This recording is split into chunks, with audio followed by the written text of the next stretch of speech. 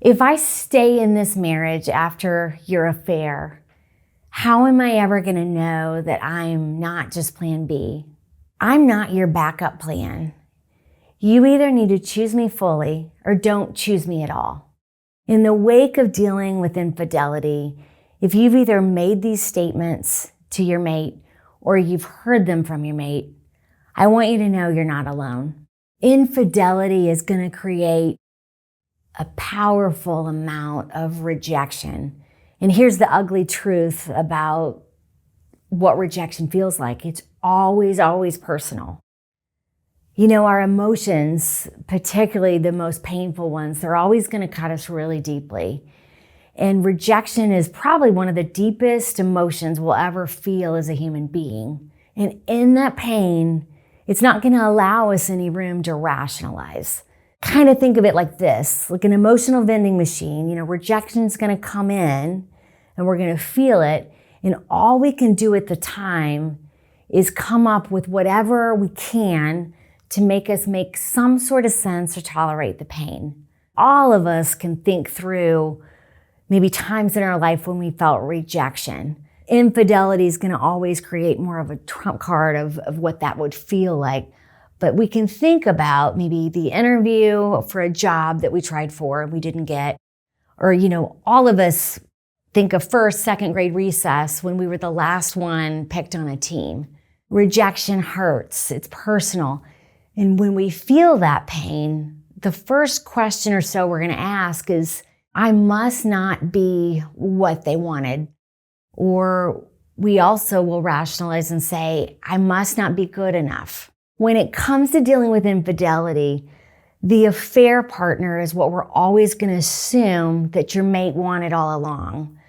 Or else why on earth would they have risked everything to do what they've done? I mean, how is somebody that's been betrayed ever to know that they're going to be what their mate is truly wanted?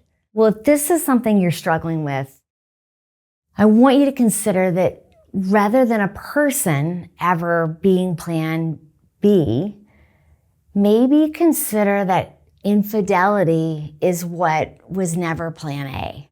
Anytime there's secrets and deceptions in a relationship, I can promise that the person committing those secrets, they're never acting out of a place of their whole, honest, true, or best self.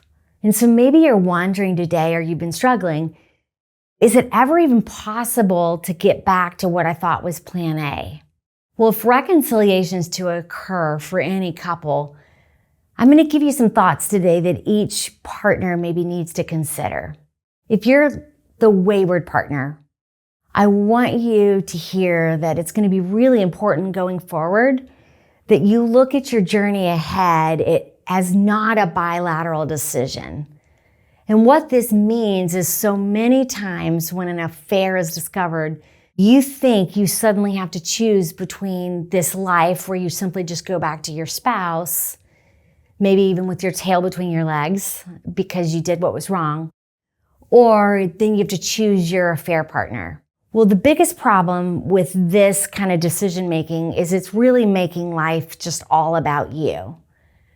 A more humble approach for you to consider, if you've been wayward, is to just consider the dishonesty or where the secret keeping started. Because honesty is always one of the first biggest steps in the journey to finding authenticity.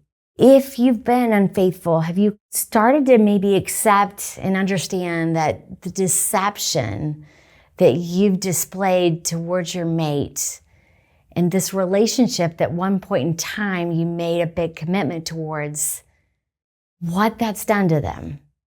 Are you still trying to defend your actions?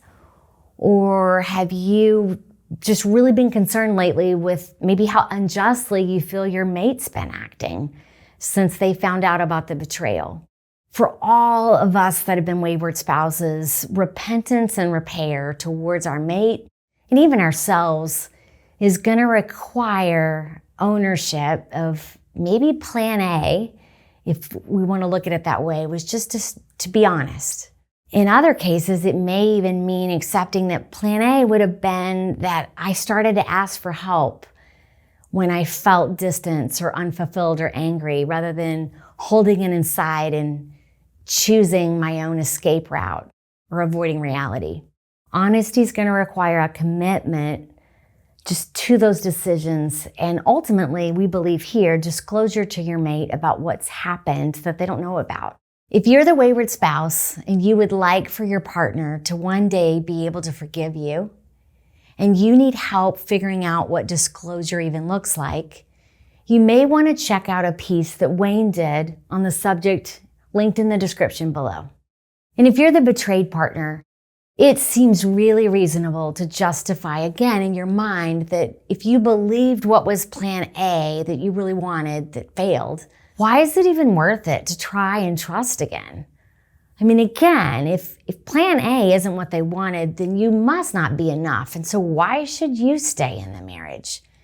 They must just be settling for what they never wanted, right?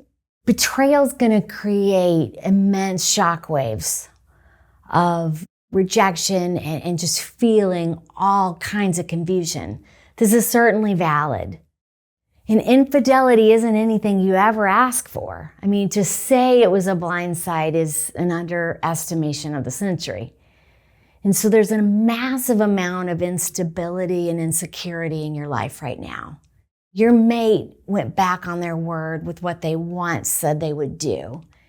And the person you thought you could depend on, well, you found out they've been dishonest with you. It's really natural at this point in time to make, again, a bilateral comparison that they must want what that other man or that other woman portrayed to them. But so many times we see that what you're comparing yourself to in that affair partner isn't even a real person. It's almost always this person, but it's more than that, an idea or this fantasy that your mate has had. And another way of maybe saying that is they weren't necessarily choosing that other person, but they were chasing this ideal that your mate was not really just in love with a human, but they were really in love with the way that human, that other man or woman made them feel about themselves. So going forward, for both of you, if you need help exploring maybe what that amended plan A would look like with honesty, with comparison, we really urge you today to look into some of our online communities. I know it can feel really impossible right now to know where to head. And we have our EMS online course, we have our EMS weekends. Both of these opportunities are going to give you a real jump start on how to begin to heal. And one of the things that's really important about our EMS weekends is we have those intensives available to you every month of the year. Not only is it going to give you some tools to move forward in your recovery, but it's going to give you a much needed boost of encouragement so that you can take your next step towards your healing.